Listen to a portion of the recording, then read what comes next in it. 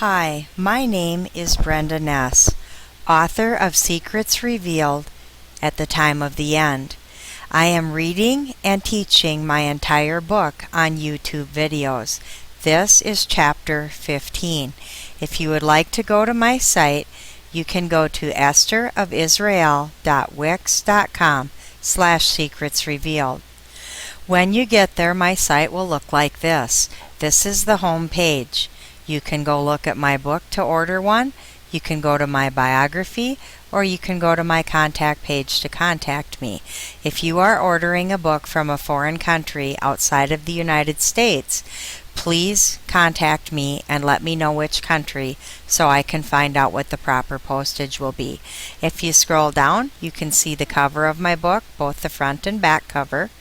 And I describe the front of the book shortly here, but I actually have a video where I describe it more fully. At the bottom of that home page is how to order a book or watch for free on YouTube. At the very bottom of the page is the YouTube icon. When you click on that, you will end up on my YouTube page. If you scroll to the bottom of that page, you can start with the cover of my book, so you can get a full description of that front and back. You can read the intro to my book or listen to it.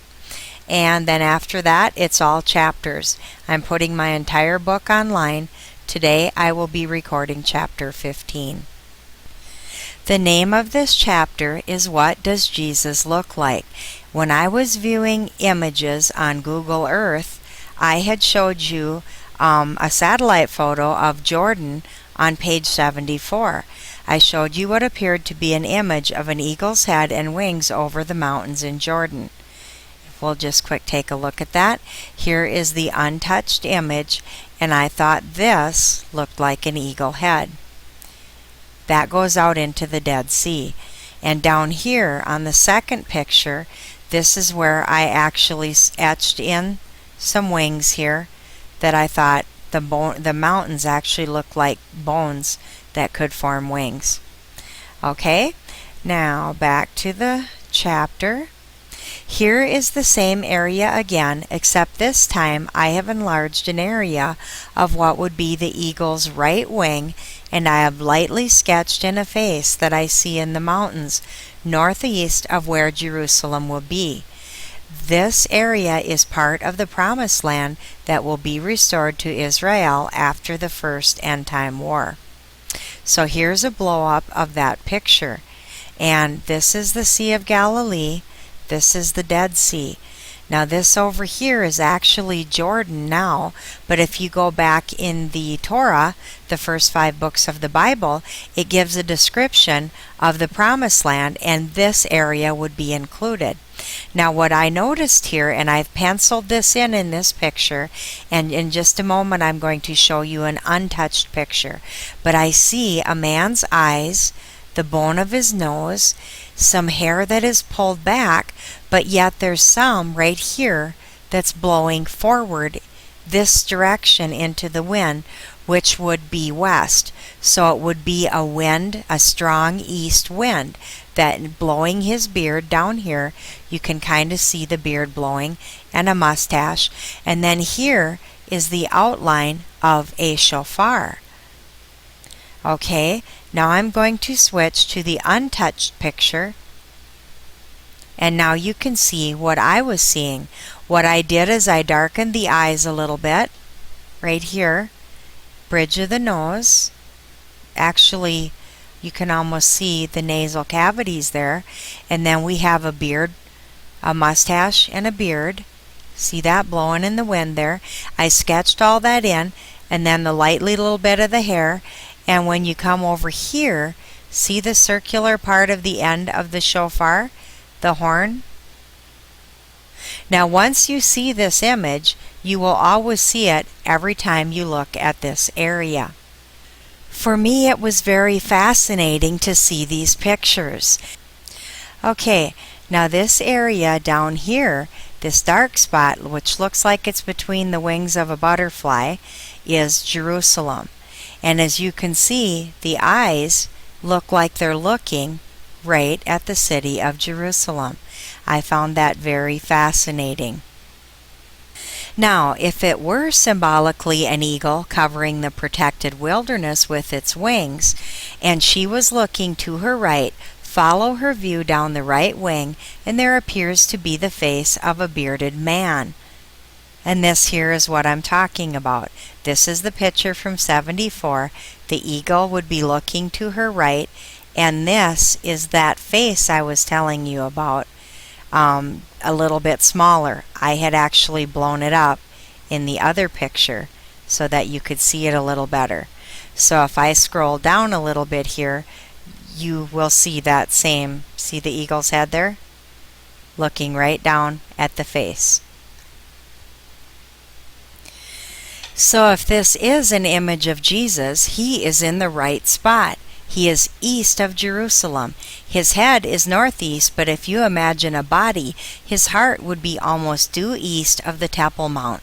It looks like the wind is coming from behind him and blowing his hair around his face, which would mean it's coming from the east. It also looks like he is blowing a shofar. Again, look at the shofar, the wind blowing from behind him from east to west. And if this was his head, his heart would be about right here, which is almost due east of Jerusalem. All right, let's get on in the story now. God will punish the wicked enemies of Israel. Job 27:13-19. This is how Almighty God punishes wicked, violent people. They may have many sons, but all will be killed in war. Their children never have enough to eat. Those who survive will die from disease, and even their widows will not mourn their death. Now, I don't know if you've been following this last war in Israel against Hamas, but these Muslims have a lot of children compared to the rest of the world, and they're not afraid to use them as human shields, and they do use them to strap bombs on them and such. Their children never have enough to eat. Right now they're having problems having enough to eat because they spend all the aid they get from the rest of the world on weapons and tunnels. Those who survive will die from disease, and even their widows will not mourn their death. Now that is talking about this huge major war that will be coming up before the 7-year tribulation starts. Okay, the wicked may have too much silver to count and more clothes than anyone needs, but some good person will wear the clothes, and someone honest will get the silver. The wicked build houses like a spider's web, or like the hut of a slave guarding the fields. One last time they will lie down rich, and when they wake up they will find their wealth gone. When the Israelites left Egypt with Moses, the Egyptians gave them their wealth, gold, silver, etc. Exodus 11:1-3. Then the Lord said to Moses, I will send only one more punishment on the king of Egypt and his people. After that he will let you leave. In fact, he will drive all of you out of here. Now speak to the people of Israel and tell all of them to ask their neighbors for gold and silver jewelry. The Lord made the Egyptians respect the Israelites. Indeed, the officials and all the people considered Moses to be a very great man. Back to Job 20:23. Terror will strike like a sudden flood. A wind in the night will blow them away. The east wind will sweep them from their homes. It will blow down on them without pity while they try their best to escape. The wind howls at them as they run, frightening them with destructive power. Not only the attacking army will be destroyed with wind, but even the enemy that is at home will be killed. The first end-time war will be conducted by the Messiah, destroying Israel's enemies with strong winds. I just told you that in chapter 13. These winds will come at night to destroy every enemy that is living in the Promised Land. On the Hebrew calendar, it will be after the sun sets at the end of Yom Kippur, when Israel blows shofars, when 10 Tishri becomes 11 Tishri. When the sun comes up, Israel will see victory. This story is identical to the Exodus. The Egyptians were destroyed by God at night also. As the sun was coming up, the Israelites could see victory as the water covered the Egyptian army. I wrote that on pages 121 through 124. and Israel is his right arm. In fact, Jerusalem would be about the level of his elbow. If these verses from the book of Job are prophetic and symbolically about the disobedience of God's people in 70 AD, when the temple and the nation were destroyed, then Israel would be a dislocated right arm with a broken Jerusalem elbow for almost 2,000 years. See what I mean here? Like this is his head and this would be his shoulder coming down, and that would be about the proximate location of his elbow. Job 31:21-22. If I have shaken my fist at an orphan because I knew that others would back me up in court, then let my shoulder fall out of its socket, and let my arm be broken at the elbow. Israel failed to keep the commandments. As a result, they lost their nation and God's beloved city, Jerusalem. But God, true to his promise, is bringing his people back. Psalm 44:3-4. For they did not make the land theirs by their swords, and it was not their arms which kept them safe, but your right hand and your arm, and the light of your face, because you had pleasure in them. You are my King and my God, ordering salvation for Jacob, which was changed to Israel. Exodus 15:6-7. With the tremendous force of your right arm, our Lord, you crushed your enemies. What a great victory was yours, as you defeated everyone who opposed you. Your fiery anger wiped them out as though they were straw. Now let's take a look at the image of his face. There are many images of Jesus' face in pictures that have been around for many years. Have you ever wondered how they determined what Jesus looked like? Can you see the resemblance between these two pictures? On the left is a negative of the Shroud of Turin, believed by some to be the burial cloth of Jesus the Messiah. Remember, there would have been some distortion to his face from the bruises he received when he was beaten and whipped.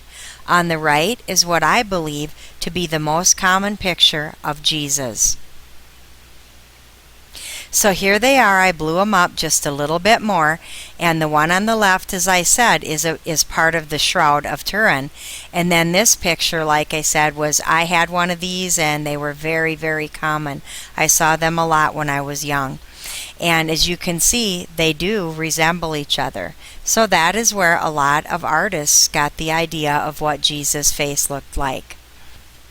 As I said, I saw this picture everywhere when I was growing up, in churches, my friends' houses, many places of business.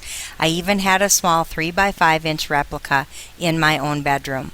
I don't ever remember seeing a picture of Jesus without a beard either.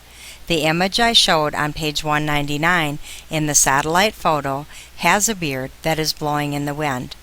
So looking at the image in the satellite photo, we have an image of a man's face with a beard, number 2, east of Jerusalem, 3, with Israel as his right arm, 4, Jerusalem located at approximately the elbow height, 5, wind blowing from the east, and 6, the image is blowing a shofar, looking straight at Jerusalem. Can this just be another coincidence? I'm going to flip back to 74 quickly here, and because this picture has the country borders and the other one did not. So if you imagine him kind of having, if this were like an angel outfit, if his arm were extended out that way, and then this would be his other arm over here, which is all of Israel. I thought that was very interesting. Now I would like to take a look at the whole Shroud of Turin. It is a length of linen cloth bearing the image of a man who appears to have suffered physical trauma in a manner consistent with crucifixion. It is believed by some to be the burial shroud of Jesus of Nazareth. Okay, I'm going to keep this page up here for just a couple of seconds, so if you're just reading along and not listening to me, you'll be able to pause and read the page. Otherwise, I'm going to be reading it off a cheat sheet while I put the image of the shroud back up for you. The origins of the shroud and its image are the subject of intense debate among scientists, theologians, historians, and researchers. Scientific and popular publications have presented diverse arguments for both its authenticity and possible methods of forgery. According to former Nature editor Philip Ball, it is fair to say that despite the seemingly definitive tests in 1988, the status of the Shroud of Turin is murkier than ever, not least the nature of the image and how it was fixed on the cloth remain deeply puzzling. The shroud continues to remain one of the most studied and controversial artifacts in human history. Without debating scientific issues, some believers state as a matter of fact of faith that empirical analysis and scientific methods will perhaps never advance to a level sufficient for understanding the divine methods used for image formation on the shroud, since the body around whom the shroud was wrapped was not merely human, but divine, and believe that the image on the shroud was miraculously produced at the moment of resurrection. While most miraculous theories do not attempt to provide explanations, John Jackson, a member of Stirrup, has proposed that the image was formed by radiation methods beyond the understanding of current science, in particular via the collapsing cloth onto a body that was radiating energy at the moment of resurrection.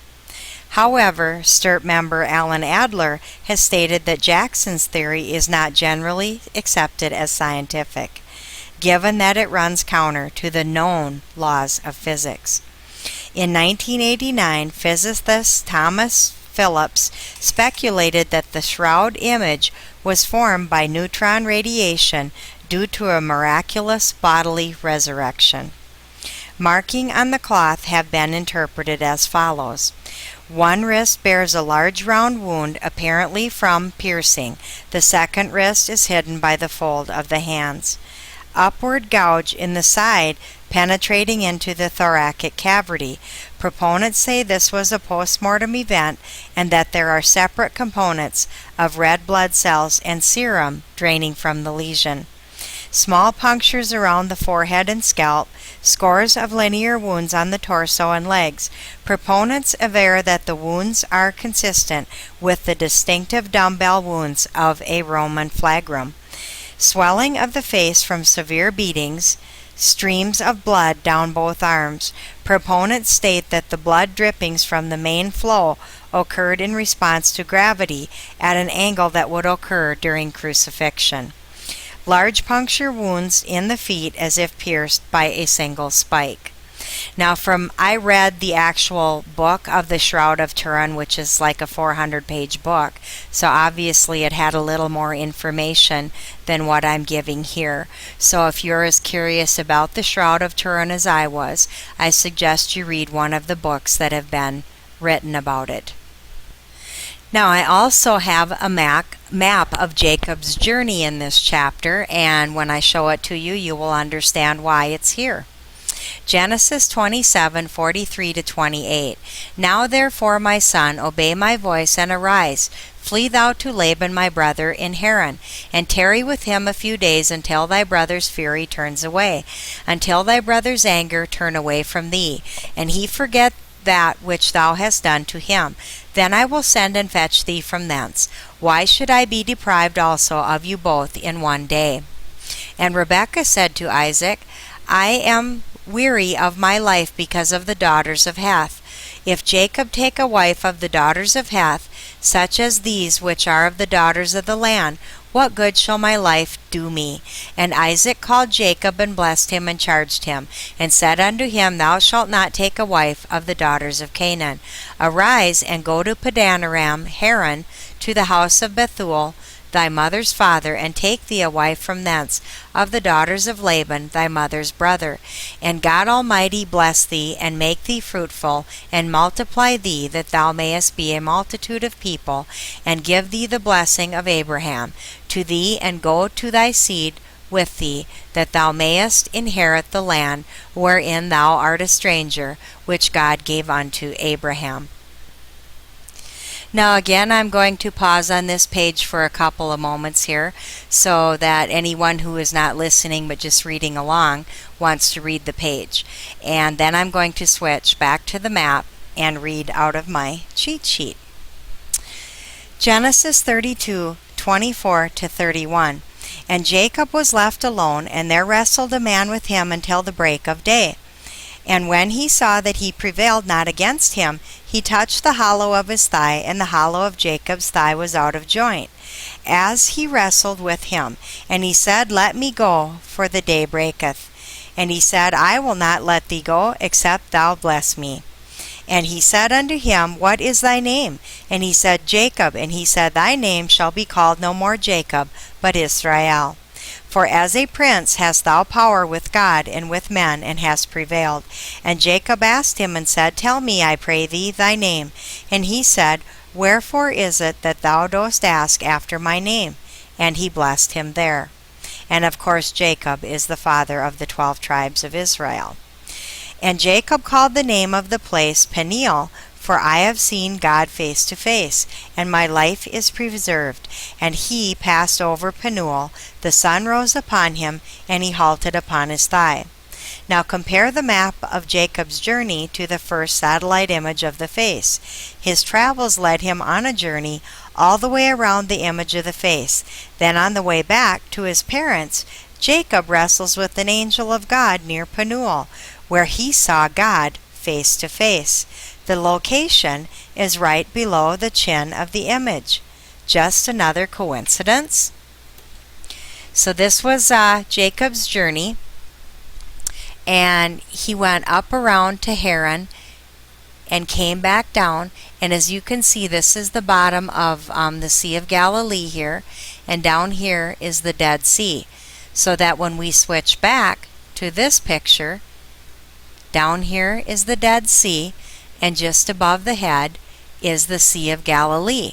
So Jacob's journey came around this face, and Penuel is down here below the chin. Is that amazing or what? Let's switch back to the map so you can see that again. Okay, so that face that I showed you is right about here, with Penuel being at the chin of that face in the mountains. That's the end of this chapter. May God bless you today and every day, and we have one more chapter left, so join me for that one. Thank you.